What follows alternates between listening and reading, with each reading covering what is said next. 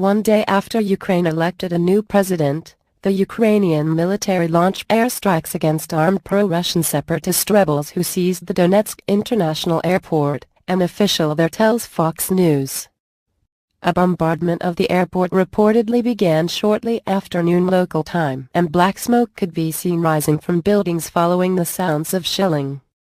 A firefight broke out after the rebels seized the main airport, just as Petro Poroshenko was elected in a landslide victory on Sunday. Poroshenko, during his first remarks after the vote count, likened the armed separatists in the east to the lawless nature of Somali pirates, the New York Times reported.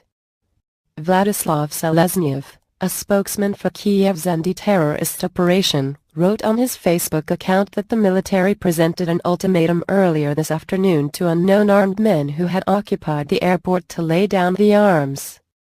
He said the gunmen didn't comply and the military launched an airstrike.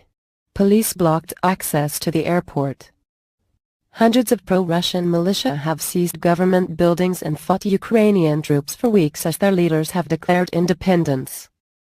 The airport's press service reported that several dozen armed men from the Donetsk People's Republic had arrived at the airport at about 3 am and ordered the removal of all Ukrainian military and security personnel, the Times reported. No violence was evident at that time. Flights at the airport were temporarily suspended, but the airport statement said the rebels were not in control of any flights. Meanwhile, Ukraine's new president-elect wasted no time Monday focusing on the top issues at hand, promising to negotiate an end to a pro-Russia insurgency in the east and saying he was willing to begin talks with Moscow.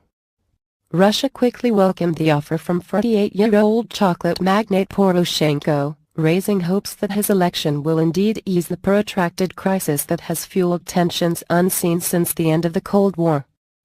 But the airstrikes Monday against the separatists suggest that fighting in the east is far from over,